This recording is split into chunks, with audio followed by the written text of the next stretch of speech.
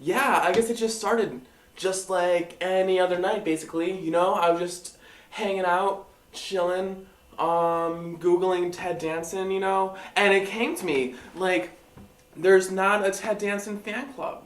So I took it upon myself. I was like, I'm gonna make a Ted Danson fan club. So I did. Obsessive personality disorder is a serious medical condition.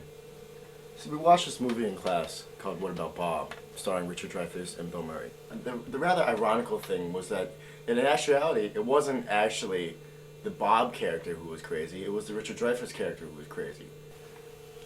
So the problem here is Joey, like the Richard Dreyfuss character, might actually go insane and his house might explode. Yeah, the whole thing about the Ted Danson fan club here on campus, we don't really have too many people, but, you know, I mean, I don't lose faith about it. I mean, it just takes some people longer than others to find out how much they can't live without Ted Danson.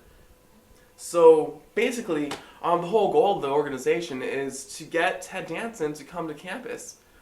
I think that would be really cool, you know? He could just come, give a speech, just hang out. See, from this chapter you can tell that this will parallel Joey's life. See, what would happen if he has all these expectancy effects for Tony Danson to show up at his door? It's something he's been wishing for the past 10 years. What would happen is he might actually end up with bad internal and external validity. Now, as a result of all this internal and external validity, his expectancy results might be hippocampus. You know, I tried my hand in acting and stuff, but I just don't have the same mastery over the craft that Teddy does. Like in Cheers, he made us all really believe that he was serving drinks. And in Becker, he made us all believe that those things annoyed him that much. And he wasn't the only writer on that too, so they couldn't have annoyed him in real life as much as he made us like believe they did by acting and stuff. And his recent work and Curb Your Enthusiasm is just mind-blowing. Didn't he just play himself? Yeah, but he made us like really believe that it was him.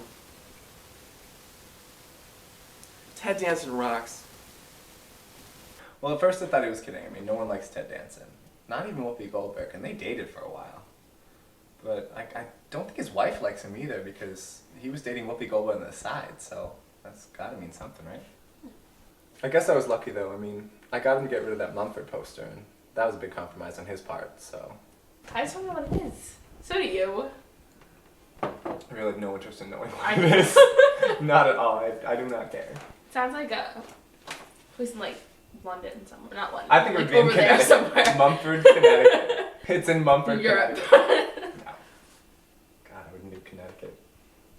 So, you know, I just humored him and hoped it would go away, but it didn't. I mean, he wore his VHS of 3 Men and a Baby. I've never even seen that movie. And he wore it out. I didn't even know you could wear one of those out. But he did. Then the poetry started, though. Oh, Ted Danson, Dan's son's teddy bear. You see what I did there? Flying gracefully through the air, kind of like a pear. You see, right there, I have to admit, I was a little stuck, so I took like the Paul McCartney method, you know, and just like found a word that rhymes with like a food product, you know, and I just threw that in there. So many haters, it's really not fair, but hear us, Teddy. We care. We care.